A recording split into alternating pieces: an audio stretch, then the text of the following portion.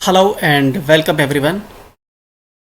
हम आशा करते हैं कि आप सब ठीक होंगे और इस वक्त आप हमारे साथ जुड़ रहे हैं जहां पे हम आपका क्लास 8th का साइंस का मॉडल पेपर की क्वेश्चन वाइज डिस्कशन कर रहे हैं। तो चलिए, पेपर का पैटर्न ऑलरेडी मैं पहले डिस्कस कर चुका था। अगर आपने वो वीडियोज़ नहीं देखी तो आप क्लास 8th करके हमारी प्लेलिस्ट है, आप उसमें जा सकते हैं एंड वहाँ पे वीडियोस आपको अरेंज्ड मिलेंगी। आप सिंपली उनको देख सकते हैं, जहाँ पे हम इस पेपर का जो है किस तरह से आपको क्वेश्चंस लिखने हैं वो चीज़ यहाँ पे हम अब देखेंगे। तो चलिए, थोड़ा हम और चीज़ों को गहराई से जानते हैं। जस्ट ये जो आपका लर्निंग आउटकम्स लिखा है ना, इसको आपको गौर से पढ़ना होता है, बिकॉज आपका जो सिलेबस होता है एंड आपका ये जो लर्निंग आउटकम्स होता है, ये ऐसी चीज़ें होती है जो आपको डायरेक्शन प्रोवाइड करती है कि आपका जो है किस तरह से आपका ओवरऑल परफॉर्मेंस जो है एग्ज़ाम के अंदर रहने वाली है। ठीक है, इस पे आपको ध्यान देने की ज़रूरत है। तो इस वक्त जैसा कि आप देख रहे हैं, रात के इस वक्त 1:37 होने वाले हैं, रात के 1:37। बट एनीवे हम रिकॉर्ड करेंगे क्लास, क्योंकि मैं अपना प्रॉमिस भूलता नहीं एंड मैंने बच्चों से प्रॉमिस किया था कि will come back with science model paper, और मैं आ चुका हूँ। एंड वैसे भी एक बात हमेशा याद रखें कि सही काम करने के लिए कोई भी वक्त गलत नहीं होता। ठीक है, हमेशा याद रखें, नोट करके रखें, जो आप सही काम होता है उसको करने के लिए कोई भी वक्त गलत नहीं होता। डजेंट मैटर रात के 2 बजे हैं, 3 बजे हैं, सुबह के 5 हैं, 4 हैं, व्हाटएवर। ठीक है, अगर हमें किसी अपने प्रॉमिस को मेट करना है, किसी टारगेट पे हमें काम करना है, तो विल डू दैट।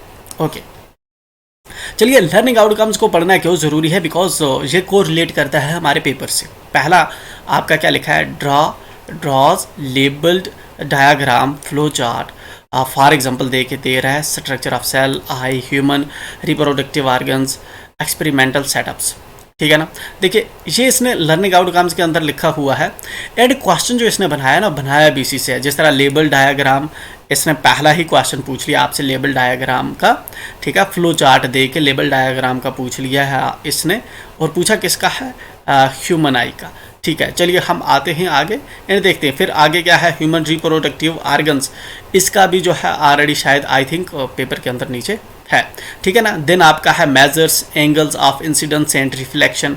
ये वाला जो है यहाँ पे लर्निंग आउटकम में इसने टॉपिक दे रखा है। ठीक है, कि ये आपकी एम होनी चाहिए and in a similar way इस पे भी इसने जो है नीचे क्वेश्चन बना दिया है। चलिए हम आते हैं, पहले पेपर में डिस्कस कर चुका हूँ, आई एम श्योर आपको पता होगा। ठीक है, अगर आपने नहीं देखा, सिलेबस और पेपर ऑलरेडी प्रोवाइडेड है एंड आपके एग्ज़ाम में जाने के लिए की होता है कि आपका सिलेबस एंड जो पेपर है उसका पूरा आपका जो माइंड मैप है माइंड के अंदर होना चाहिए। चलिए, सेक्शन ए होता है आपका, ये रहता है आपका लॉन्ग आंसर टाइप क्वेश्चंस। कुछ दूसरे चैप्टर जिस तरह हमने सोशल साइंस देखा था, तो उसमें पहले आपको 1 मार्क्स के ऑब्जेक्टिव्स आते हैं, बट इधर जो है उसका थोड़ा रिवर्स हो रहा है, जहाँ पे आपको बड़ा क्वेश्चन पहले देखेगा 5 मार्क्स के। तो 5 मार्क्स के आपके 2 क्वेश्चन हैं जहाँ पे, इनके अंदर चॉइस भी होती है, जहाँ आप ये वाला करें, ये नहीं कर सकते तो इसके नीचे जो दिया हुआ है वो आप करें। चलिए हम पढ़ते हैं एंड शुरू करते हैं अपनी journey. Draw a labelled diagram of human I.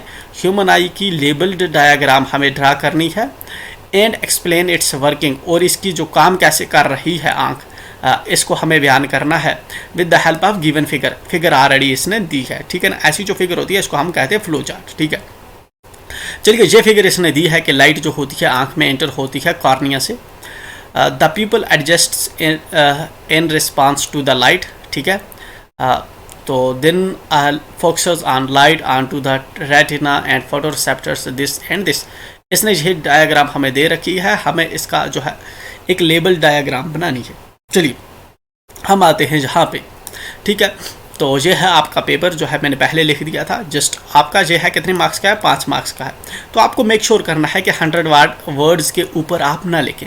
Even जब आप डायग्राम बनाते हैं तो आपको इससे भी शेयरिंग करना चाहिए। ठीक है ना, 80 to 100 आपको लिखने की लिमिट होती है इनके अंदर, बट जो है जब आप डायग्राम बनाते हैं तो चीज़ें और थोड़ा काम कर सकते हैं। क्वेश्चन मैंने लिखा है ड्रा लेबल डायग्राम। इसके अंदर मैंने 2 चीज़ों को जो अंडरलाइन करके रखा है कि क्वेश्चन के अंदर हमें जो क्वेश्चन दिया है इसके अंदर हमें 2 चीज़ों का आंसर करना है। एक तो लेबल डायग्राम बनानी है और दूसरा आँख की वर्किंग हमें दिखानी है। दो चीज़ें हैं। तो चलिए, हमारे क्वेश्चन का पहला पार्ट बनेगा लेबल डायग्राम एंड दूसरा पार्ट बनेगा इसकी वर्किंग का। मतलब हमारे डाई मार्क्स लेबल डायग्राम के बनने वाले हैं, डाई मार्क्स इसके आगे जो लिखा हुआ है इसके बनने वाले हैं। ठीक है, चलिए तो हम आंसर शुरू करते हैं। डायरेक्ट कोई इंट्रोडक्शन देने वाने की ज़रूरत नहीं है। ठीक है, हम डायरेक्ट जो है अपना जहाँ पे जो है आई की डायग्राम बनाते हैं। बहुत सी डायग्राम हम बना सकते हैं, but this one is the simplest. ठीक है, ये सिंपल वाली डायग्राम है। चलिए, इसके अंदर क्या है। इसके अंदर फॉर एग्जांपल जहाँ पे अगर आप देखें एक आँख जो होती है आपकी इस तरह से होती है, राइट।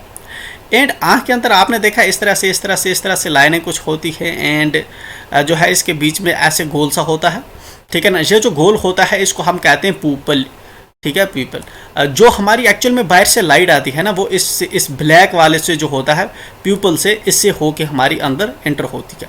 तो यहाँ पे ये वाला जो है यही बना रखा है इस जगह पे, ये जो ब्लैक वाला है, बिल्कुल ब्लैक वाला, ये वाला आपका प्यूपल है एंड प्यूपल से आपकी जो लाइट है आती है अंदर। चलिए, ठीक है। बट इसके आगे आप देखें, थोड़ा प्यूपल के आगे थोड़ा आप देखेंगे तो जहाँ पे आपको एक शीथ मिलती है। ठीक है ना, जिस तरह प्याज की जो छील होती है ना उसकी मतलब शीट होती है। ठीक है, ट्रांसपेरेंट जैसी थोड़ी, मतलब पॉलीथीन जैसी आपको दिखती है, एक थोड़ी आगे शीट लगी हुई। ठीक है ना, शीट होती है पूरी आँख पे। ठीक है, इसको हम कहते हैं कॉर्निया, इसको कहा जाता है कॉर्निया। तो यहाँ पे जो है हम इसका क्रॉस सेक्शनल व्यू दिखा रहे हैं आँख का। ठीक है ना, आँख का क्रॉस सेक्शनल व्यू क्या होता है कि आँख को बीच में से काट के हम जहाँ पे दिखा रहे हैं। ठीक है, चलिए, मतलब हमने आँख को इस तरह से काटा है, इस तरह से आँख को काटा है एंड यहाँ पे आप उसका एक साइड देख रहे हैं, इसको कहते हैं क्रॉस सेक्शनल व्यू। चलिए, तो ऊपर जो सबसे ऊपर जो ट्रांसपेरेंट पॉलीथीन की तरह एक पतली सी शीट होती है, हम उसको क्या कहते हैं, कॉर्निया। ठीक है ना, जो अपने आप में जो होती है ट्रांसपेरेंट होती है। ट्रांसपेरेंट का मतलब है कि इसको मतलब एक तरफ से दूसरी तरफ जो है देख सकते हैं।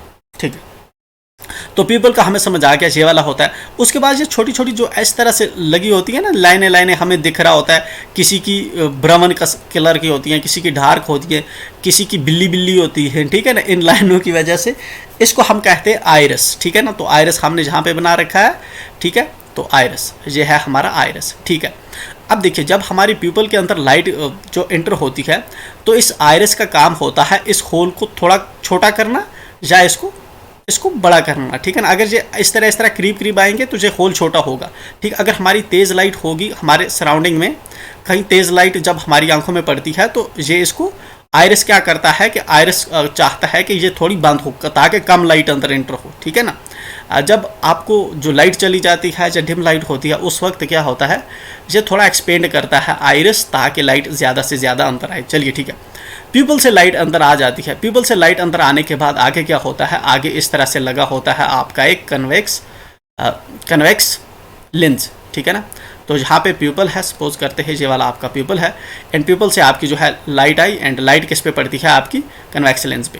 ठीक है ना, कन्वेक्स लेंस क्या करता है, ये करता है मतलब ये इस तरह से बेंड करता है एंड इस तरह से जो है लाइट को पीछे जाकर इस तरह से पीछे एक फॉर एग्जांपल एक जो है पीछे गैप बना होता है या शीट बनी होती है उस पे जाके लगाता है। ठीक है, तो चलिए, इसी तरह जो हमारा लेंस है जहाँ पे कन्वेक्स लेंस कौन सा है, ये वाला जो है ये लेंस है। तो ये लेंस जो है लाइट प्यूपल से एंटर हो कि आइरिस इसको कंट्रोल करता है, लाइट को तेज़ आए के काम आए एंड इस तरह से जो है पीछे आके इस लेंस पे पड़ती है एंड इस लेंस से होते हुए हमारी जो लाइट है जहाँ पे जाके पड़ती है। अच्छा, पीछे इस गैप पे आके जिस पे ये पड़ती है, जहाँ पे एक किस्म के सेल्स होते हैं जिनको हम कहते हैं रॉड्स एंड कून्स। अच्छा, ठीक है, ये तो सेल्स होते हैं, बट इस पूरी जगह का जो नाम है जहाँ पे, इसका नाम होता है रेटिना। ये लिखा है जहाँ पे रेटिना, तो इसका नाम है हमारा रेटिना। ठीक है, चलिए, क्या करते हैं, जब लाइट यहाँ से एंटर होके आँख से कन्वेक्स इस पे लगती है तो ये रॉड एंड कून्स इस लाइट को क्या करते हैं, यहाँ से सिग्नल जनरेट करते हैं। ठीक है ना, ऑप्टिक नर्व में जहाँ पे ये नर्व सीधी जाती है। ठीक है, ब्रेन के साथ कनेक्ट होती है। ठीक है ना, तो जहाँ पे सिग्नल जनरेट होता है कि इस तरह की कुछ लाइट यहाँ पे पड़ी है। ठीक है ना, तो ब्रेन हमारा इंटरप्रेट करता है फिर कि चीज़ आगे हमें क्या दिख रही है, ठीक है ना। तो इस तरह से आँख का मैकेनिज्म होता है। चलिए, तो इसके अंदर हालांकि आप देखें बहुत सी चीज़ें होती हैं, बस जो चीज़ें मैंने डिस्कस की ये वाली चीज़ें आपकी आँख के अंदर मेंशन करनी ज़रूरी है। कॉर्निया, पुपल, आयरस, लेंस, ठीक है, रेटिना, ऑप्टिक नर्व, ठीक है, ये वाली जो चीज़ें हैं ज़रूरी हैं, ठीक है। उसके अलावा ये वाला जो आपका बड़ा होता है, बड़ा वाला जो गैप है, इसको कहते हैं विट्यूरस ह्यूमर। यहाँ पे जो गैप है यहाँ वाला, इसको हम कहते हैं एक्वस ह्यूमर, ठीक है ना। ये वाला आपका हो गया स्लेरिव। इस तरह से ऊपर से थोड़ी यहाँ पे आपके जो मसल इसको आगे से होल्ड करके रखते हैं, इसको हम कहते हैं स्लेरी मसल्स, ठीक है ना। हालांकि ये चीज़ें जो है हायर क्लास में जब आप 10th में पहुँचेंगे वहाँ पे आप करेंगे। जस्ट फिलहाल जो है आपको जो है आँख की फंक्शनिंग जो है इस तरह से समझनी है। छोटा जितना कम आप रखेंगे इतना आपके लिए आसानी होगा। आप चीज़ें जो है डायग्राम प्रैक्टिस करेंगे, पहले आपको डायग्राम्स वो प्रैक्टिस करनी है एंड इसको याद रखनी है। चलिए ठीक है, आँख का मैकेनिज्म हमने समझा। आँख के अंदर जो है इस तरह से हमारी इमेज बनती है, ये होगा। अच्छा, मैंने नीचे फिगर लिखी, मैंने लिखा कि ऊपर जो मैंने फिगर डायग्राम बनाई है इसमें क्या दिखा रहा हूँ। मैंने कहा कि ये लेबल डायग्राम है ह्यूमन आई की, ठीक है ना। लेबल्ड का क्या मतलब होता है? लेबल्ड का मतलब होता है कि जहाँ पे जो चीज़ है उसका नाम लिखना। ये वाली रेटिना जहाँ पे है मैंने इस तरह से किया, मतलब मैं लेबल कर रहा हूँ, ठीक है, निशान लगा रहा हूँ, बता रहा हूँ कौन सी चीज़ कहाँ पे है। इसको कहते हैं लेबल, ठीक है ना। तो लेबल्ड डायग्राम, ठीक हो गया कि जो चीज़ जहाँ पे है उसके नाम लिखो, तो होगी ये हमारी। चलिए आते हैं, दूसरा हमारा क्या था? Working of human eye, working of the eye. Working of the eye जो है ऑलरेडी इसने जहाँ पे एक्सप्लेन कर दिया है, ठीक है ना। ये वाला इसने लिख रखा है। एज्यूम करते हैं आपको वर्किंग ऑफ द आई याद नहीं था, तो आप क्या करते हैं, थोड़े थोड़े वर्ड्स इसमें से एंटर करके यही वाले पॉइंट्स जो है नीचे जो है इधर लिख सकते हैं। नीचे इस वर्किंग ऑफ आई ऊपर लिख के एंड नीचे जो है थोड़ा बहुत इन्हीं को इधर उधर करके, क्योंकि यही वाला जो आपको है नीचे लिखना है, तो यही वाला जो है आप इसको लिख देंगे। हालांकि ये पूरे लिखने साथ में कुछ थोड़े थोड़े वर्ड्स आपको ऐड करने हैं, ठीक है। तो चलिए ये हो गया। तो यहाँ पे है थोड़ा मैंने जो है अपनी लैंग्वेज में लिखा है कि जब हम देखते हैं, when we look at an object, जब हम देखते हैं तो लाइट की जो रेज है वो किसी भी ऑब्जेक्ट पे पड़ती है एंड वहाँ से रिफ्लेक्ट होके एंटर होके हमारे प्यूपल से एंटर होती है और लेंस पे आके पड़ती है, ठीक है ना। पहली लाइन में मैंने लिखा, फिर मैंने क्या लिखा, the eye lens is convex lens. जो आई का लेंस होता है ये कन्वेक्स लेंस होता है। सो इट कन्वर्ज, ये क्या करता है, ये कन्वर्ज करता है। कन्वर्ज का मतलब है इस तरह से बेंड करता है रेज को, ठीक है ना। Light rays and producers real and inverted image of the object on retina. और क्या करता है, रेटिना पे इमेज बनाता है। कौन सी इमेज बनाता है? रियल एंड इन्वर्टेड, ठीक है। रियल एंड इन्वर्टेड जो होती है इमेज, चलिए लेट इट, ये वाली आपको नहीं पढ़ना, आप 10th में पहुंचेंगे तो पढ़ेंगे, ठीक है। Retina has a large number of light sensitive cell. Retina के ऊपर बहुत से जो लाइट सेंसिटिव सेल्स होते हैं, ठीक है, जिनको एक्चुअल में रॉड एंड कून्स कहते हैं। When image of the object falls on the retina, जब किसी भी इमेज की जो लाइट है वो रेटिना पे पड़ती है, तो ये जो सेंसिटिव सेल्स होते हैं ये एक इलेक्ट्रिकल सिग्नल जनरेट करते हैं, ठीक है ना। रेटिना से सिग्नल जनरेट करते हैं कहाँ? ब्रेन की तरफ। तो रेटिना जो है सेंड करता है ये इलेक्ट्रिकल सिग्नल जो है ब्रेन को through optic nerve. Optic nerve जहाँ पे होती हैं, ऑप्टिक नर्व से ब्रेन में जाता है एंड ब्रेन हमारा इंटरप्रेट करके हमें दिखाता है कि ये कौन सी चीज़ है, ठीक है। चलिए ये हो गया हमारा क्वेश्चन नंबर फर्स्ट। सबसे ज़रूरी चीज़ है आपको इसके अंदर वर्ड लिमिट का ध्यान रखना है। डायग्राम आपको आनी चाहिए, डायग्राम आपकी होगी, आपका क्वेश्चन हो गया। तो इसका क्या है, इसको आप ये भी लिख देंगे तो आपका क्वेश्चन डन है, ठीक है। वही लिखा है यहाँ पे मैंने थोड़ा अपने वर्ड्स में लिखा है, नथिंग, ठीक है। चलिए हम आते हैं अब हमारे नेक्स्ट क्वेश्चन की ओर, जो हमारा है इसका दूसरा क्वेश्चन। चलिए अगर आप पहला क्वेश्चन नहीं कर सकते तो आपको जो है दूसरा क्वेश्चन करना होता है and here we have this second one question. चलिए सेकंड क्वेश्चन क्या है हमारा कि दो मिरर्स हैं हमारे पास, टू मिरर्स एम डैश। हमारे पास दो मिरर्स हैं, एक एम है, एम डैश है। चलिए साथ में देखते भी रहेंगे तो हमें समझ आएगा। ये वाला हमारा मिरर है जो है एम एंड एम डैश, दूसरा है एन एम डैश, दूसरा ये वाला जो नीचे से है, ठीक है ना। थोड़ा मैं ऊपर करूँगा तो दिखेगा कि ठीक है। दूसरा हमारा यहाँ से है एक मिरर हमारा एम डैश, यहाँ से है, इस साइड से एम डैश एंड इस साइड से है हमारा कौन सा एम डैश, ठीक है ना। ये वाले मिरर्स हैं दो जो अपने आप में राइट एंगल्स पे मिलते हैं। राइट एंगल्स का क्या मतलब होता है, जहाँ पे 90 डिग्री का एंगल बनता है, okay. An incident ray falls on M dash जो है, जो नीचे वाला मिरर है हमारा, इस पे एक रे पड़ती है, लाइट की रे पड़ती है, ये वाली रे पड़ रही है इस पे at an angle of 40 degree as shown in the figure below. तो ये 40 डिग्री पे जो है गिर रही है। 40 डिग्री कहाँ पे बनेगा, जहाँ पे इस वाली जो जब फॉर एग्जांपल कोई भी हमें जब है इस तरह से लाइट पड़ती है, चाहे इस साइड से पड़े या उस साइड से पड़े, जहाँ से भी पड़े, अब लाइट क्या करेगी, अगर ये मिरर है, लाइट क्या करेगी, लाइट ऐसे रिफ्लेक्ट करती है, वापस दूसरी तरफ जाती है। ऑफ कोर्स यही सीखा था हमने क्लास में, जब लाइट इस तरह से पड़ेगी तो इस तरह से दूसरी तरफ जाती है, ठीक है ना। तो चलिए, जहाँ पे ये इसका जो सेंटर आता है ना, और ये जो प्लेन होता है, ये वाला प्लेन होता है, इस प्लेन की सीध में और इसके सेंटर में हम जो है इस तरह से एक बिल्कुल 90 डिग्री की चीज़ बनाते हैं, एक 90 डिग्री की लाइन खींचते हैं, ठीक है ना। जहाँ पे ये 90 डिग्री बनाता है इस प्लेन के साथ, इसको हम बोलते हैं नॉर्मल। तो यही नॉर्मल इसने ड्रा किया है, ठीक है ना।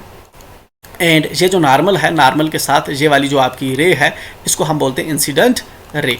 इंसिडेंट रे जो है ये नॉर्मल के साथ 40 डिग्री का एंगल बना रही है, ये उसने क्वेश्चन में ही हमें दिखाया है, ठीक है। चलिए, तो ये हो गया एंड इतना हो गया, और इस पे हमें अब क्वेश्चन पूछ रहा है, what is the angle of reflection of the ray incident on an M dash at an angle of 40 degree, ठीक है। एंगल ऑफ रिफ्लेक्शन कह रहा है कि आपका ये जो रे इस पे पड़ी है, ये कौन सा एंगल बना, ये वाला जो एंगल है, इस एंगल का नाम होता है एंगल ऑफ इंसिडेंस। इसको हम कहते हैं एंगल ऑफ इंसिडेंस साइंस के अंदर, ठीक है ना, ठीक है। तो अब जो है, अब क्या होगी, रे कहाँ जाएगी, अगर यहाँ से पड़ी है तो ऑफ कोर्स रे इस तरफ से इस तरह से होगी, ठीक है ना, इस तरह से जाएगी रे, ठीक है। सपोज करते हैं, एंड जहाँ पे इसमें थोड़ा हैंड भी हमें शायद दिया हुआ है कि जहाँ पे ये टच होगी, सपोज करते हैं रे किस साइड जाएगी, इस साइड में जाएगी ऑफ कोर्स। चलिए, तो रे अब हमारी जो है बेंड हुई एंड उस साइड में गई। तो what is the angle of reflection. अब देखिए, एंगल ऑफ रिफ्लेक्शन क्या होता है, फॉर एग्जांपल ये इंसिडेंट रे आ रही है एंड जहाँ पे रिफ्लेक्ट हो रही है, ये वाला जो एंगल बनेगा, फॉर एग्जांपल आपका थीटा एंगल, ये बनेगा आपका एंगल ऑफ इंसिडेंस। बट ये वाला जो एंगल है, जो इसके इस साइड में बनता है, ठीक है ना, नॉर्मल के इस साइड में बनता है इस रे के साथ, इसको हम कहते हैं एंगल ऑफ रिफ्लेक्शन। जहाँ पे ये वाला हमारा है एंगल ऑफ इंसिडेंस जो 40 डिग्री दिया है, एंड दूसरा जो यहाँ से बन रहा है ये वाला, ये जो है इसको हम कहते हैं एंगल ऑफ, ये वाला हमारा बनेगा angle of reflection, angle of reflection. ये आपका बना एंगल ऑफ रिफ्लेक्शन, ठीक है। आई एम श्योर कि इतना आपको समझ आया होगा एंगल ऑफ रिफ्लेक्शन क्या है एंड एंगल ऑफ इंसिडेंस क्या है। चलिए, मैथ, ये जो हमारी साइंस है ना, साइंस के अंदर हमने एक बहुत इंपॉर्टेंट चीज़ सीखी, आई एम श्योर आपको पता होगा कि हमेशा हमारा जो एंगल ऑफ इंसिडेंस जो है ये इक्वल होता है एंगल ऑफ रिफ्लेक्शन के। मतलब क्या हुआ, मतलब ये हुआ कि अगर मेरे प्लेन पे कोई भी इस तरह से जो है पड़ रही है रे, फॉर एग्जांपल जहाँ पे रे मेरी बना रही है 30 डिग्री एंगल, तो इस साइड में कितना बनेगा, इस साइड पे 30 डिग्री का एंगल बनेगा। क्यों, लॉ ऑफ रिफ्लेक्शन यही कहता है। चलिए, तो यहाँ पे जो है इंसिडेंट रे, अगर यहाँ पे जो है एंगल ऑफ इंसिडेंस बना रही है 40 डिग्री, तो हमें कौन सा पूछ रहा है, हमें पूछ रहा है एंगल ऑफ रिफ्लेक्शन। आप बताओ, जो एन से एंगल ऑफ रिफ्लेक्शन उठेगा तो कितना बनेगा, ऑफ कोर्स वो भी जो है वो बनेगा 40। तो चलिए, कैसे लिखेंगे हम, ऐसे लिखेंगे। चलिए, मैं आता हूँ जहाँ पे, एंड हम थोड़ा लिखने की हमें दिक्कत आ सकती है यार, लिखने की जगह होनी चाहिए हमें मेरे पास। ओके, चलिए, तो हमें क्या है, एंगल ऑफ रिफ्लेक्शन लिखना है। तो क्वेश्चन फर्स्ट है, एंड कैसे लिखेंगे हम एंगल ऑफ, पहला आपका पहला है ए वाला है, ए, तो मैं इसको लिखूंगा ए, एंड ए का मैं आंसर लिख रहा हूँ, angle of reflection is 40 degree, 40 degree, ठीक है ना। Angle of reflection is 40 degree.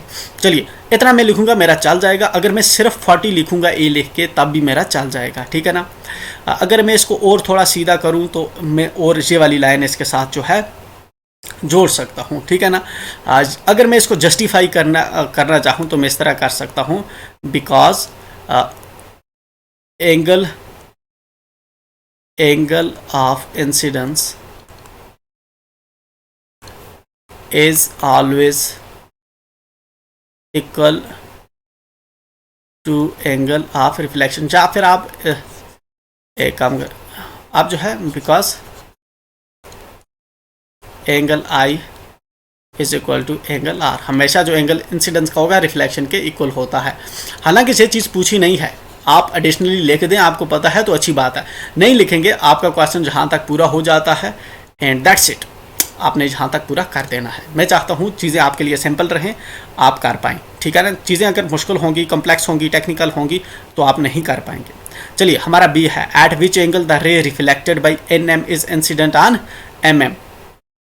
कह रहा है कि किस एंगल से जो हमारी रे है रिफ्लेक्ट की है इसने, किसने, NM ने जो रे रिफ्लेक्ट किया। कौन सी रे रिफ्लेक्ट किया? ये वाली रे रिफ्लेक्ट किया जो इधर जा रही है, ठीक है ना। कह रहा है ये जो रे रिफ्लेक्ट हो रही है ये किस एंगल पे जो है MM पे एंगल ऑफ इंसिडेंस बना रही है, किस एंगल पे जो है MM डैश पे बना रही है, ठीक है। चलिए तो इसके लिए एंगल ये जहाँ से जो है रिफ्लेक्ट होकर जहाँ पे आई तो जहाँ पे हम नॉर्मल ड्रा कर सकते हैं। नॉर्मल क्या होगा, हमारा 90 डिग्री के साथ जो है इस तरह से जो लाइन है जहाँ से आएगी, एंड यहाँ से क्या होगा, ये वाली लाइन वापस इस तरह से रिफ्लेक्ट हो जाएगी, ठीक है ना। आई एम श्योर आप इस चीज़ को समझते होंगे, इस तरह से रिफ्लेक्ट हो जाएगी।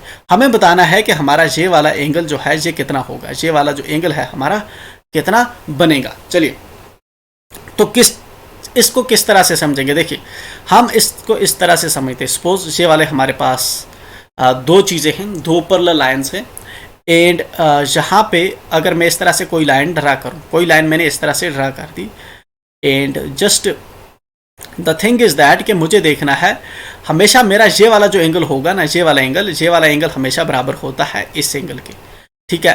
तो चलिए जहाँ पे एंगल मेरा कितना है 40 डिग्री है, तो इसका मतलब ये हुआ कि ये वाला एंगल मेरा कितना होगा 40 डिग्री, ठीक है ना। ये वाला एंगल मेरा कितना है 40 डिग्री का, तो आप लिख देंगे ये वाला एंगल आपका 40 डिग्री का है, ठीक है। Is that clear?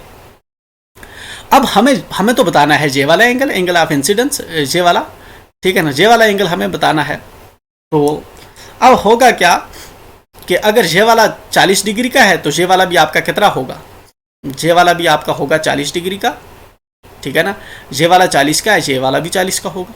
अब अगर हम पूरा देखें, एक लाइन पे जो एंगल बनता है इस तरह से सीधा, इतनी जितनी भी एंगल्स हों वो सब मिला के हमारी होती हैं 180 डिग्री के, 180 डिग्री के इक्वल होती है, ठीक है ना।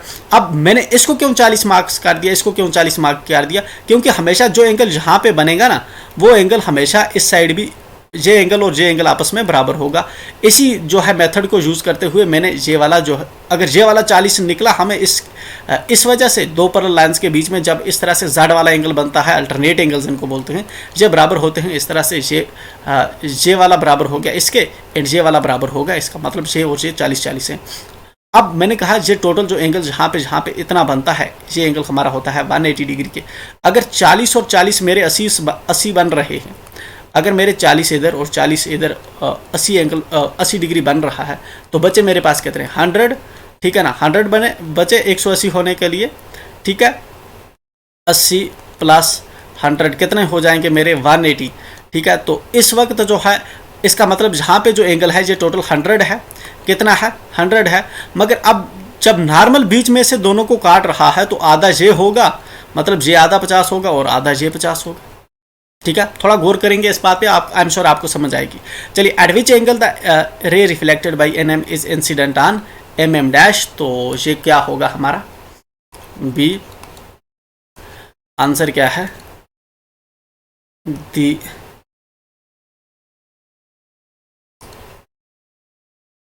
Eight which angle, at 50 degree, at 50 degree angle the reflected ray by NM is incident on MM. The reflected ray reflected ray NM dash is incident on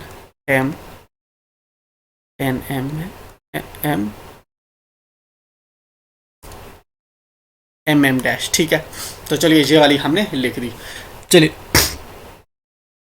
तो इसको क्लेरिफाई करने के लिए आप क्या कर लेंगे, आप यहाँ पे जो है इस तरह से जो है डायग्राम भी बना देंगे, वही वाली रफ हाथ से इस तरह से बना दो आप। तो इस तरह से जब आप करेंगे एग्जामिनर को पता चलेगा आपने पूरा इसको 40 आपने इधर रखा, 40 आपने इधर रखा, एंड बीच में से आपने इसको 50 एंड इसको काट दिया 50, तो उसको पता चलेगा, इसको पूरा समझ आया है कि ये कैसे इसने ये वाला एंगल निकाला। ओके, चलिए अगला है draw the reflected ray from an M dash. चलिए जो रिफ्लेक्टेड रे है कहाँ से, एन एम डैश से। एन एम डैश कहाँ पे है, ये वाला है, जहाँ से आपको एक जो है लाइन ड्रा करनी है। कौन सी लाइन, यही वाली जो लाइन है, मतलब ये वाली लाइन आपको स्केल से ड्रा करनी है, मगर ध्यान रखना है कि जहाँ से जहाँ तक का जो एंगल है वो 40 डिग्री बने, ठीक है ना। तो जस्ट आप क्या कर सकते, मैं नीचे आता हूँ, ठीक है, नीचे नहीं जा सकते हम, तो सी का मैं आंसर लिखता हूँ। उसके लिए मुझे क्या करना है, इस तरह से करना है, एंड देन इस तरह से करना है, इस तरह से लाइन जो है यही करनी है, एंड यहाँ पे इस तरह से आपने करनी है, एंड जस्ट यहाँ पे कितना है 40, यहाँ पे कितना होगा 40, एंड यहाँ पे कितना होगा आपका 50, यहाँ पे कितना होगा आपका 50, यहाँ पे लिखना है आपको 40, यहाँ पे लिखना है आपको 40, बस इतनी। ये वाली रे आपको ऊपर वाली लाइन भी नहीं ड्रा करनी, ये वाली लाइन भी नहीं ड्रा करनी, आपको सिर्फ एक ही लाइन जो है जहाँ से जहाँ तक की ड्रा करनी है, ठीक है ना। तो आपका काम हो जाएगा।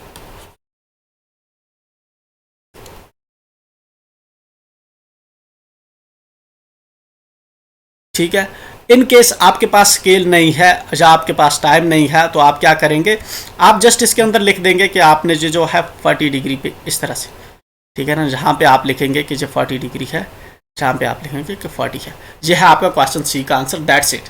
ठीक है, इसको आप लिखेंगे इस तरह से, ये आपका है एम डैश एम और ये है आपका ए, ठीक है। तो ये वाली आपकी रे होगी, आप इस तरह से एरो दिखाएंगे, एरो से मतलब चलेगा कि ये वाली डायग्राम बनानी है आपने सी पार्ट के लिए। हो गया सी पार्ट आपका। चलिए अब आगे चलते हैं। आगे हमारा कौन सा है, D part, draw the reflected ray from an M M dash.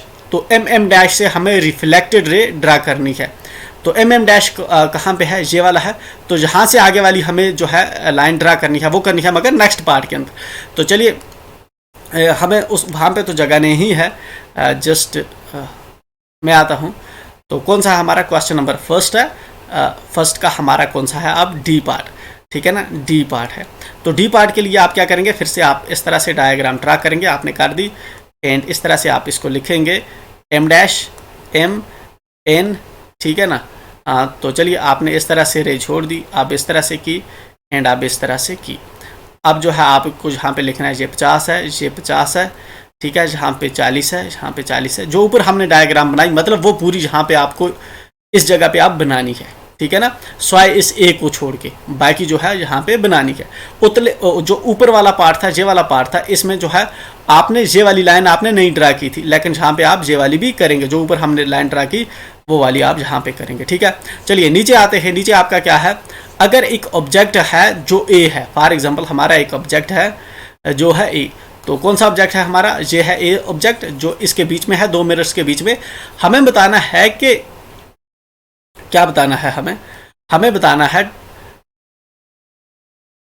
बताना है अगर एक ऑब्जेक्ट ए है, अगर उसको हम रखते हैं दो परपेंडिकुलर मिरर्स के बीच में, जहाँ पे हम रखते हैं इस ऑब्जेक्ट को, तो इसकी कितनी इमेजेस बन सकती है, ठीक है ना, कितनी इमेजेस ए बना सकता है।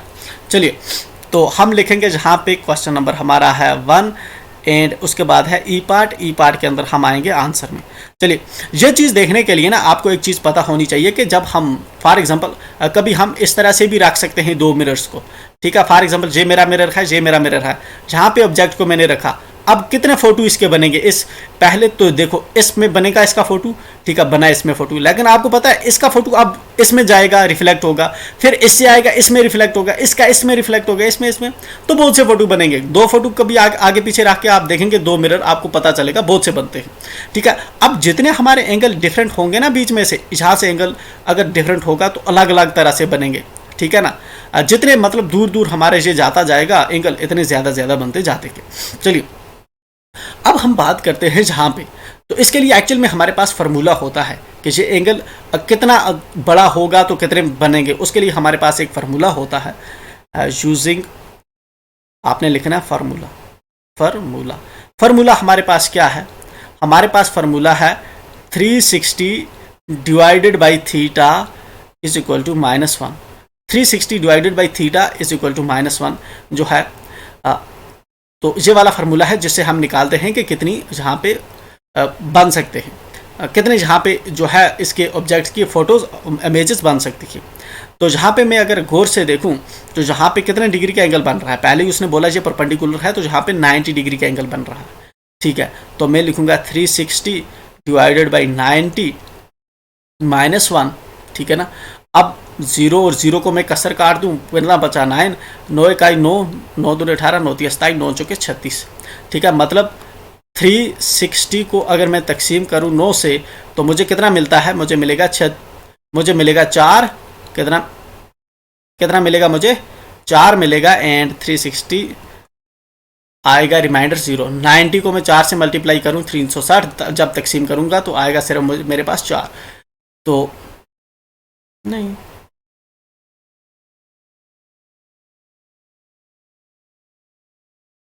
सॉरी, हाँ, तो कितना आया मेरे पास 4, ठीक है, मेरे पास आ गया 4।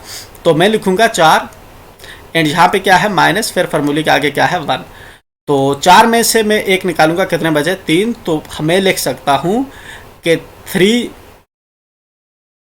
Number of images of A format formed, ठीक है। अब चलिए मैं मान लेता हूं कि आपको जो है ये वाला फार्मूला नहीं याद हो सकता, ठीक है ना। हालांकि ये वाला फार्मूला हम यूज़ भी हायर क्लासेस के अंदर करते हैं, ठीक है ना। आपकी क्लास के अंदर ये चीज़ डिस्कस नहीं हुई, बट ये चीज़ डिस्कस हुई है कि अगर आपके जो मिरर हैं, आपका जो इस तरह पैरेलल मिरर हो तो उसमें इन्फिनिटी बनते हैं, इन्फिनिटी ऑब्जेक्टिव भी आपको आ सकता है, इन्फिनिटी इमेजेस बनते हैं। अगर आपके 90 डिग्री हो इस तरह से तब आपकी 3 इमेजेस बनती हैं। सिर्फ आपने 3 याद रखना है, दैट्स इट। ये फार्मूला ना लिखना है, कुछ नहीं लिखना। आप इसका आंसर 3 लिखेंगे या 3 number of images of A formed लिखेंगे, सिर्फ 3 लिखेंगे तब भी आपके मार्क्स बन जाएंगे, ठीक है ना। 1 मार्क्स आपको मिलेगा तब भी।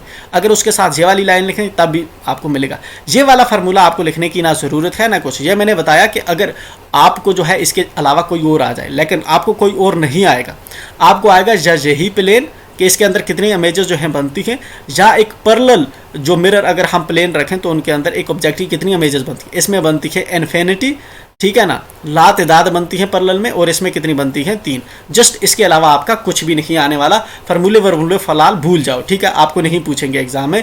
जस्ट पैनिक नहीं करना, जो चीज़ सिंपल है आप सिंपल चीज़ याद रखो, ठीक है ना। जहाँ पे जिस तरह 40 इसका आंसर देना है, दैट्स इट। इसके पीछे क्या लिखना है, आगे क्या लिखना है, दैट्स नॉट द प्रॉब्लम। जहाँ पे आपको 50 लिखना है, दैट्स इट, ठीक है ना। जहाँ पे आपको जो है इस तरह से डायग्राम बनानी है, दैट्स इट, ठीक। आगे पीछे का क्या है वो उस चीज़ पे फोकस आप मत करो, ठीक है। जहाँ पे 1 मार्क्स आपको मिल रहा है, हज़ारों तो मिल नहीं रही है कि आप इतना याद करोगे एंड जाकर उसको फिर लिखोगे, ठीक है। ये चीज़ आपको समझ नहीं होती है बच्चे। चलिए आते हैं हम क्वेश्चन नंबर 2 पे। टाइम अपने आप में बहुत फास्ट भाग रहा है इस वक्त, बट एनीवे चीज़ों को डिस्कस करने में टाइम लगता है। आई एम रियली सॉरी ज़्यादा टाइम हो रहा है, बट मैं चाहता हूँ कि अगर आप क्वेश्चन सीख रहे हैं तो जस्ट आपका टाइम ज़ाया नहीं होना चाहिए, एंड अच्छे से आपको बिल्ड अंडरस्टैंडिंग जो है बिल्ड होनी चाहिए। क्वेश्चन नंबर 2 है हमारा मैच द फॉलोइंग। इसके अंदर क्या है आपका मैच द फॉलोइंग है, ठीक है ना। अगर ऊपर हम देखें, मैंने पहले ही कहा था कि जो उसने सेकंड क्वेश्चन पूछा था मेजर्स का, ऊपर लर्निंग आउटकम्स में जहाँ पे ये क्वेश्चन डाल दिया है। पहला उसने जो है लर्निंग आउटकम्स में टॉपिक के अंदर डाला हुआ था क्या, आप लेबल डायग्राम्स ड्रा करो, तो वो क्वेश्चन उसने डाल दिया है, ठीक है ना। अब हमारा नेक्स्ट क्या है, नेक्स्ट है हमारा क्वेश्चन नंबर 2। क्वेश्चन नंबर 2 भी आपका 5 मार्क्स का होता है, और इसके अंदर भी आपको 2 चॉइसें दी जाती है। जहाँ आप आर के ऊपर वाला करेंगे वो नहीं आया तो आर के नीचे वाला करेंगे। चलिए, तो ये है आपका question number 2, match the following female gametes.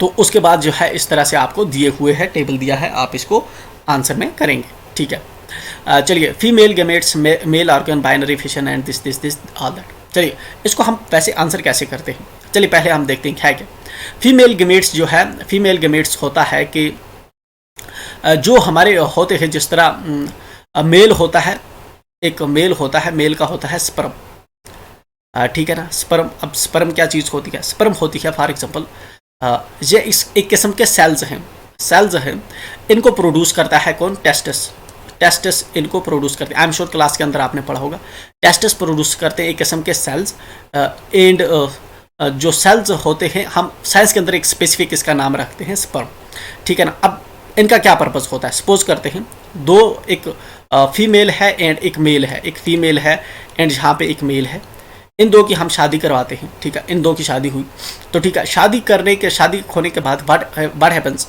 कि ये दो जो है रात को ये इंटरकोर्स करते हैं, ठीक है ना। साइंस के अंदर इंटरकोर्स का मतलब होता है कि हम बिस्तरी करना, ठीक है ना। फीमेल एंड मेल आपस में हम बिस्तरी करते हैं। एट दैट टाइम जो होता है कि जो मेल का टेस्टिस के प्रोड्यूस करते हैं ये वाले सेल्स, जिनको हम यूज करते हैं स्पर्म, ठीक है ना। कॉमन लैंग्वेज, हालांकि वेग वल्गर लैंग्वेज है, बट आई एम श्योर आपको समझ आएगा कि हम इसको सेक्स जो होता है जस्ट इस नाम से हम इसको जानते हैं, बट इसके लिए एक परफेक्ट टर्म जो है sperm is the best term, ये वाली हम चूज़ करते हैं। तो मेल्स प्रोड्यूस करता है, ठीक है ना। एंड इसका जो है इंपॉर्टेंट रोल और रहता है बच्चे का पैदा होने के लिए, क्योंकि बच्चा पैदा होगा जब ये स्पर्म जो है आएंगे किसके पेट से, जब एक मेल प्रोड्यूस करेगा। And at the same time जो हमारी फीमेल होती है, ठीक है ना, फीमेल क्या करती है, फीमेल हमारी जो प्रोड्यूस करती है इसी तरह से जो है सेल्स प्रोड्यूस करती है, उसको हम कहते हैं ओवा, उसका स्पेसिफिक नाम है ओवा। एंड ये आता है हमारा, जिस तरह टेस्टिस प्रोड्यूस करते हैं ये वाले सेल्स, स्पर्म आता है, एंड ओवा जो होता है हमारा कौन प्रोड्यूस करता है, ओवरी, ठीक है ना। ओवरी एक आर्गन होता है फीमेल की बॉडी के अंदर, तो वो प्रोड्यूस करती है ओवा, ठीक है। फीमेल गैमेट्स जो होता है उसका दूसरा नाम है ओवा, तो फीमेल गैमेट्स जो है ओवा, मेल गैमेट्स का नाम है स्पर्म, ठीक है ना। चलिए, तो ये हुआ हमारा फीमेल गैमेट्स, इसको हमने ओवा के साथ जो है मैच कराया, ठीक है। चलिए, नेक्स्ट थिंग क्या है हमारी, मेल आर्गन। इनमें से मेल आर्गन हमारा कौन सा है, ठीक है। Sperm duct, asexual reproduction, oviparous. तो मेल आर्गन जो है हमारा वो है स्पर्म डक्ट, ठीक है ना। स्पर्म डक्ट क्या होता है, हमारे इस तरह से टेस्टिस होते हैं, एंड टेस्टिस के ऊपर जो है हमारा इस तरह से एक जो है जाता है, जिसमें से स्पर्म इनमें से निकल के इसके ज़रिए से आते हैं यूरेथ्रा के बाहर, ठीक है ना। तो पेनिस के बाहर आते हैं, तो ये वाला जो डक्ट होता है इसको हम कहते हैं स्पर्म डक्ट, ठीक है ना। तो जब आपने मेल रिप्रोडक्टिव आर्गन पढ़ा होगा उसके अंदर ये वाली चीज़ पढ़ाते हैं, तो ये है स्पर्म डक्ट, ठीक है। Then we have binary fission. तो बाइनरी फिशन क्या होती है, बाइनरी फिशन होती है हमारी कोई चीज़ें हमारी ऐसी होती है, फॉर एग्जांपल हमारे पास कुछ छोटे छोटे ऐसे ऑर्गेनिज्म हैं जो हमें दिखते नहीं हैं, ठीक है ना। और वो किस तरह प्रोड्यूस होते हैं, वो होते हैं जिस तरह से, फॉर एग्जांपल ये हमारे पास कोई चीज़ है, एंड इसको अगर मैं जो है इसके आप दो बनाऊँ, अब इसको मैं जो है इस तरह करूँ, अब इसके 4 बनेंगे, ठीक है ना। दो क्या बनेंगे, 4 बने, अब इन 4 की कितने बनेंगे, 8 बनेंगे, ठीक है ना। तो बाइनरी फिशन जो होती है, बाइनरी फिशन एक्चुअल में हमें देखने को मिलती है, छोटे छोटे जो ऑर्गेनिजम्स होते हैं, एमोबा जिस तरह एक होता है हमारा, इस तरह से ऑर्गेनिज्म होता है, ये पहले कटता है 2 में, फिर 2 से फिर कटता है, फिर इस तरह से 4 बनते हैं, इसके फिर 8 बनते हैं, ठीक है ना। इसको हम कहते हैं बाइनरी फिशन। तो ये एक किस्म की एसेक्सुअल रिप्रोडक्शन है, एसेक्सुअल रिप्रोडक्शन। अब एसेक्सुअल रिप्रोडक्शन क्या होता है, इस एसेक्सुअल रिप्रोडक्शन होता है कि जहाँ पे एक ही पेरेंट जो है बच्चे प्रोड्यूस कर रहा है, दूसरे पेरेंट की ज़रूरत नहीं पड़ रही। जिस तरह माँ बाप 2 मिलके जो है एक बच्चे को पैदा करते हैं, जहाँ पे जो है एक ही पेरेंट जो है अपना जो बेटा है, जिस तरह एक एमोबा है, एक ही डिवाइड होके 2 बन गए, तो इसको हम कहते हैं एसेक्सुअल रिप्रोडक्शन, ठीक है। इसके अंदर 2 सेक्सीज नहीं मिल रहे, एक ही सेक्सी जो है प्रोड्यूस कर रहा है। तो बाइनरी फिशन अपने आप में टाइप होती है किसकी, एसेक्सुअल रिप्रोडक्शन की। इस वक्त काम नहीं कर रहा सिस्टम, बड़े शायद हीट अप हो चुका है, लेट इट। दूसरा है हमारा एनिमल्स दैट ले एग्स। वो एनिमल्स जो अंडे देते हैं हम उनको क्या कहते हैं, ऐसे एनिमल्स जो अंडे देते हैं ना, हम उनको एक स्पेसिफिक हमारा नाम होता है, हम उनको कहते हैं ओवीपेरस। ओवीपेरस हम उनको कहते हैं, जो अंडे देते हैं एनिमल्स उनका नाम है ओवीपेरस, ठीक है। बाइनरी फिशन अब ठीक हो गया, बाइनरी फिशन है एसेक्सुअल रिप्रोडक्शन की टाइप है, ठीक। तो हमारे जो एनिमल्स हैं जो अंडे देते हैं उनको कहते हैं ओवीपेरस। अच्छा, कुछ एनिमल्स हमारे ऐसे होते हैं ना जो बच्चे पैदा करते हैं, जो देते हैं बच्चे, बेबीज़ कौन देता है, जिस तरह ह्यूमन क्या देते हैं, ह्यूमन देते हैं, ह्यूमन को क्या पैदा होते हैं, बच्चे। मुर्गी होती है, मुर्गियों को क्या पैदा होते हैं, मुर्गियों को होते हैं एग्स, ठीक है ना। जो चीज़ें एग्स देती हम उनको बोलते हैं, जो एनिमल्स एग्स देते हैं हम उनको बोलते हैं ओवीपेरस। जो एनिमल्स हमारे जो है बच्चे पैदा करते हैं हम उनको कहते हैं वीवापेरस, पैरस, ठीक है ना। तो विविपेरस होते हैं हमारे जो एनिमल्स, जिस तरह ह्यूमन है, एंड ओविपेरस होते हैं जो अंडे देते हैं। चलिए नेक्स्ट है हमारा reproduction in which only a single parent is involved. तो जो हमारी जो ऐसी रिप्रोडक्शन जिसके अंदर जो है एक ही जो पेरेंट है इन्वॉल्व होता है, दो पेरेंट की ज़रूरत नहीं पड़ती, हम उसको क्या कहते हैं, हम उसको कहते हैं फिर से एसेक्सुअल रिप्रोडक्शन। हाँ, इसने एसेक्सुअल रिप्रोडक्शन 2 बार दिया है तो ये इसके साथ हम मैच कर देंगे, ठीक है ना। तो ये हो गया हमारा एसेक्सुअल रिप्रोडक्शन। तो ये आई एम श्योर आपका था बहुत जो है इजी था, जो कुछ टर्म आपने सीखी। एसेक्सुअल रिप्रोडक्शन जो होता है आपका होता है जिसके अंदर एक पेरेंट की वजह से बच्चे पैदा हों, ऐसा आपको प्लांट्स के अंदर देखने को मिलेगा, ऐसा आपको छोटे ऑर्गेनिजम्स के अंदर देखने को मिलता है। दूसरी होती है हमारी सेक्सुअल रिप्रोडक्शन। इसके अंदर क्या होते हैं, दो पेरेंट्स मिलते हैं, एक फीमेल और दूसरा मेल मिलते हैं, तब जाकर बच्चे पैदा होते हैं। जिस तरह ह्यूमन है, जिस तरह हम इंसान हैं तो दो लोगों के मिलने से पैदा होते हैं, ठीक है ना। कुछ प्लांट ऐसे हैं या कुछ छोटे ऑर्गेनिज्म ऐसे हैं लाइक एमोबा, ये वाले या जिस तरह हाइड्रा है, ये वाले एसेक्सुअल रिप्रोडक्शन से पैदा होते हैं, मतलब इनके अंदर एक ही पेरेंट जो है बच्चे पैदा कर देते हैं, दूसरे पेरेंट की ज़रूरत इसके अंदर नहीं पड़ती। चलिए, तो ये वाली जो हमने चीज़ की ये हमने कर दी डिस्कस। आई एम श्योर आपको समझ आई होगी। ज़रा मैं इसको हटा देता हूँ एंड मुझे लगता है आपने स्क्रीनशॉट भी इसका ले लिया होगा, नहीं लिया आप थोड़ा सा वापस जाएंगे, स्क्रीनशॉट लेंगे। जहाँ पे जस्ट मैं बात बताने वाला हूँ चीज़ों को क्लोज करने से पहले कि आपको एग्ज़ाम के अंदर ये किस तरह से लिखना है, ठीक है। क्वेश्चन नंबर आपका सेकंड है, क्वेश्चन नंबर आपका सेकंड है। सेकंड के बाद जो है आपने लिखना है इस तरह से आंसर, आप लिखेंगे आंसर, आप इसी तरह से जो है टेबल बनाएंगे। आपने इस तरह से टेबल बनाया एंड ये वाला आपने टेबल बना दिया, एज्यूम करता हूँ मैं, एंड यस। हालांकि इस तरह से लाइनें ड्रा करने की ज़रूरत नहीं है, जस्ट मैं क्या चाहता हूँ कि जितना अच्छा आप लिखेंगे इतने अच्छे आपको मार्क्स मिल सकते हैं। तो ऊपर क्या लिखेंगे आपने, फीमेल गैमेट्स आपने लिखा। फीमेल गैमेट्स हमारा किस से मैच कर रहा था, हमारा कर रहा है एक्स, ओवा एक्स से मैच, तो आप लिख देंगे इधर ओवा एक्स, ठीक है ना। तो आंसर आप इस तरह से लिखेंगे करेक्ट मैचिंग, कि सही आप मैच कर रहा है, करेक्ट मैचिंग आपने ऊपर लिखा है, correct CORRECT, correct MATCHING, matching आपने लिखा एंड नीचे इसको अब सही लिखा, इसके साथ ये वाला मिल रहा है तो आपने इधर लिख दिया, ठीक है ना। आप इस तरह ड्रा करके फिर इस तरह लाइनें मारोगे तो उसकी वजह से चीज़ें और ख़राब हो जाएंगी और गंदा लगेगा आपकी, ठीक है। या फिर आपके पास स्केल वगैरह हो, वो चीज़ हो तो वो अलग बात है, बट ये वाला ठीक तरीका है, करेक्ट मैचिंग और उसके बाद इस तरह से मिलाएं, वो नहीं है। आप इसी तरह लिखना चाहते हैं तो फिर आपको स्केल से लाइनें लगानी, इस तरह हाथों से ऐसे ऐसे करोगे टेढ़ी वेढ़ी तो फिर एग्जामिनर को बुरा लगेगा, यू नो। चलिए नेक्स्ट आते हैं, नेक्स्ट क्वेश्चन पे। आई एम श्योर कि जहाँ पे क्वेश्चन टाइम आपका ज़्यादा बढ़ गया है, जस्ट हमें जो है यहाँ पे अलविदा करना होगा।